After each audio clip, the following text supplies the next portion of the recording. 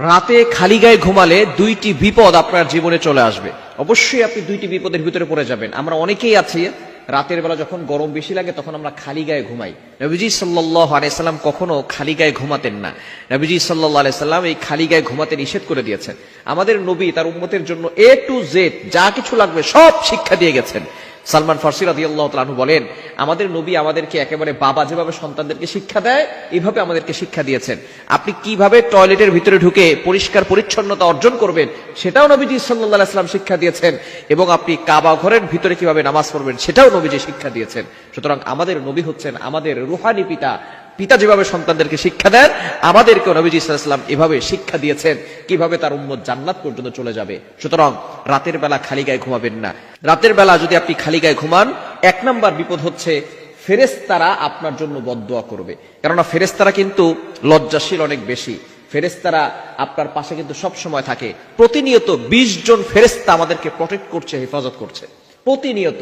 লাহু মুআকিবাতুম মিন বাইনি ইয়াদাইহি ওয়া মিন খালফি ইয়াহফাযুনাহু মিন আমরিল্লাহ। আল্লাহর অর্ডারে প্রতিনিয়ত আমাদেরকে 20 জন ফেরেশতা সবসময় প্রোটোকল দিচ্ছে এবং আমাদেরকে হেফাজত করছে। আমাদের সামনে একজন ফেরেশতা, বামে একজন ফেরেশতা, ডানে একজন ফেরেশতা, বামে একজন ফেরেশতা, এই 4 জন ফেরেশতা সামনে বামে ডানে পিছনে আছে। এবং এই 2 চোখে 2 জন ফেরেশতা আছে, 2 নাকের ছিদ্রে 2 জন ফেরেশতা আছে, কানের ছিদ্রে 2 জন ফেরেশতা আছে। তাহলে এখানে হচ্ছে 6 জন, আর সামনে পিছনে বাম পাশে ডান পাশে হচ্ছে 4 জন, মোট হচ্ছে 10 জন। এই 10 জন সকাল থেকে সন্ধ্যা পর্যন্ত ডিউটি পালন করে। আবার এই 10 জন চলে যায় সন্ধ্যার সময়, সন্ধ্যার পরে আবার সারা রাত ধরে বাকি 10 জন আবার আপনার হেফাজত করার জন্য তারা ব্যবস্থাপনা করে। সুতরাং এই 10 জন 20 জন ফেরেশতা প্রতিদিন আপনাকে প্রটেক্ট করছে, হেফাজত করছে।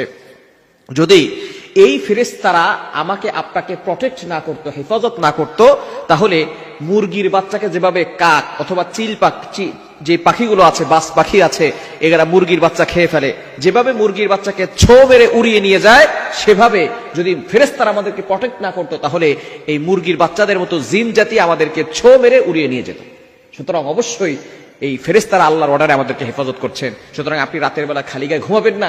ফেরেশতারা এতে লজ্জাশীল হন এবং আপনার জন্য দোয়া করেন না। এজন্য অবশ্যই এই বিষয়গুলো খেয়াল করতে হবে। দ্বিতীয় নাম্বার হচ্ছে, যারা রাতের বেলা খালি গায়ে ঘুমায় তাদের বিভিন্ন রোগ হওয়ার সম্ভাবনা আছে এবং জিনের আসর লাগার সম্ভাবনা আছে। বর্তমান আমাদের সমাজে জিনের আসর এবং কালো ম্যাজিক, জাদুটোনা এগুলো বেশি হচ্ছে।